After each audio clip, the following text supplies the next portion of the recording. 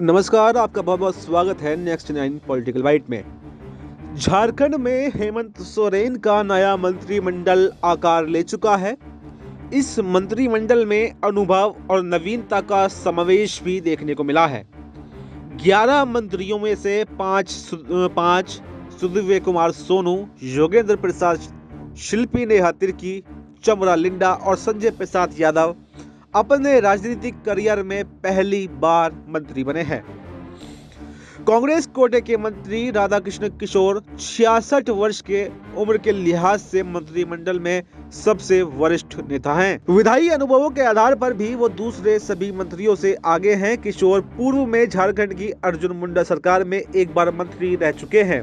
कांग्रेस के टिकट से वर्ष 1980, 1985 और 1995 में छतरपुर विधानसभा सीट से बिहार विधानसभा के लिए चुने गए थे। वो झारखंड अलग राज्य बनने के बाद वर्ष 2005 में जेडीयू के टिकट से भी चुनाव लड़े थे और विधायक बने थे। राधाकृष्ण किशोर ने जेडीयू छोड़ बीजेपी का दामन थाम लिया था और वर्ष 2014 के चुनाव में एक बार फिर से जीत दर्ज की थी।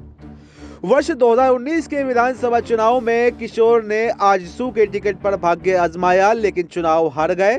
इस बार उन्होंने इसी क्षेत्र से कांग्रेस के टिकट पर फिर से जीत दर्ज की है। चाईबासा के झारखंड मुक्ति मोर्चा विधायक दीपक बिरुआ ने साल 2024 में गुरुवार को तीसरी बार मंत्री पद की शपथ ली है।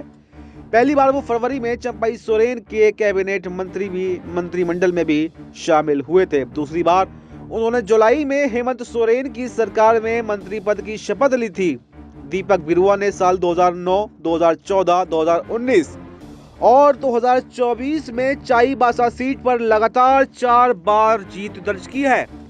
चंपई सोरेन के झारखंड मुक्ति मोर्चा छोड़कर बीजेपी में शामिल होने के बाद अब कोल्हान प्रमंडल में वो झारखंड मुक्ति मोर्चा का सबसे प्रमुख चेहरा माना जा रहे हैं। बिशुनपुर विधानसभा सीट से लगातार चौथी बार विधायक चुने गए झारखंड मुक्ति मोर्चा के चमरा लिंडा को भी पहली बार मंत्रिमंडल में बर्थ हासिल हुआ है। चमरा लिंडा ने आदिवासी छात्र नेता के तौर पर राजनीति में कदम रखा था। वो 2003 में झारखंड आदिवासी छात्र संघ के अध्यक्ष हुआ करते थे और डोमिसाइल आंदोलन के दौरान उनकी पहचान फायर ब्रांड नेता के तौर पर बनी थी। साल 2009 में वो बिशुनपुर से पहली बार विधायक चुने गए थे और इसके बाद से इस सीट पर उनका कब्जा लगातार बरकरार रहा है। इसी वर्ष हुए लोकसभा चुनाव में वो जेएमएम से बगावत कर लोहरदगा सीट से निर्दलीय मैदान में उतर गए थे। तब झारखंड मुक्ति मोर्चा ने उन्हें निलंबित भी कर दिया था। विधानसभा चुनाव के ठीक पहले उनका निलंबन समाप्त हुआ और इसके बाद अब उन्हें मंत्री पद से भी नवाजा गया है। गिरिडीह से दूसरी बार जेएमएम के विधायक चुने गए सुदीव्य कुमार सोनू पहली बार मंत्री बने हैं। उन्होंने 2019 और 2024 के चुनावों में